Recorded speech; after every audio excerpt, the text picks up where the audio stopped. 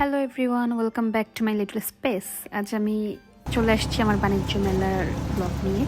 Very simple calm and beautiful day and there was a cute goat যেটা জামা পড়েছিল, so I couldn't help myself to video.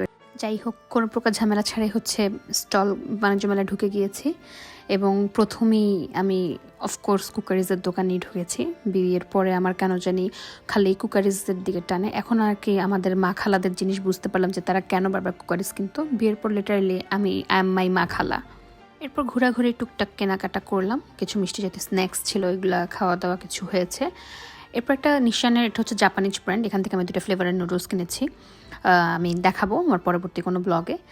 এরপর as usual আমার husband তার শখের জিনিস বের করলো, পেন। উনি পেন কালেকশন করতে পছন্দ করে। এই ব্র্যান্ডটার নাম মনে হয় পেন্টাল ছিল। ওদের 20 ধরনের কালার আছে এবং খুব ইউনিক ইউনিক কালার ছিল, অলিভ জলপাই কালার টাইপের। তারপর আরেকটা কালার দেখেছিলাম যে টিল এরকম। তারপর ওখানে গাড়ি ছিল, ওগুলো দেখলাম। ফার্নিচারের দোকানগুলো দেখলাম, আমার ফার্নিচার দেখতেও পছন্দ। কী কী আছে, তার লাস্টে আমরা টার্কিশ এই ডোনার কাবাবে খেয়েছিলাম। But that is the worst part, মানে এত পচা খাবার আমি মনে হয় জীবনও খাইনি। কোনো টেস্টলেস লেগেছে। এক একজনের টেস্ট এক এক রকম, আমি জানি না। সো ওই টেস্টটা ভুলতে আমি বোম্বাই মরিচ দিয়ে চানাচুর খেলাম, যেটা লিটারালি আমার চোখে দিয়ে পানি বের করে ফেলছে, এত পরিমাণ ঝাল ছিল।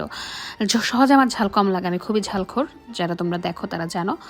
এরপরে আমার হাজব্যান্ড ঝটপট থেকে ওই টেস্ট ভুলতে কিছু সিঙ্গারা আর সমুচার ওদের কী কী আইটেম ছিল সেটা খেয়েছে। এরপর আমরা স্যাভয়ের দিকে গেলাম, ওখানে একটা ম্যাঙ্গো মিল্কশেক ছিল, খেতে খুবই মজা। আই মাস্ট সে এটা খুবই মজা ছিল, যে কেউ ট্রাই করতে পারবে। এরপর অ্যাজ ইউজুয়াল আমি আমার কুকারিজই কিনতে গেলাম আবার ফিরে।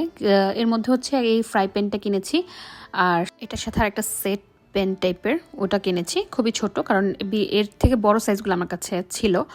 আর সাথে বড় একটা, এটা কি বলে আমি জানি না, ডেকচি বা কিছু এক ধরনের, এটা কিনেছি। এটার দাম যদিও একটু বেশি নেয়নি, খুবই কম নিয়েছে।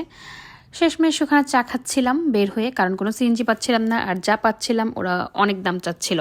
লাইক 400 টাকার ভাড়া ওরা 700 টাকা বলছিল। পরে এটা নিয়ে বাসে চলে আসলাম।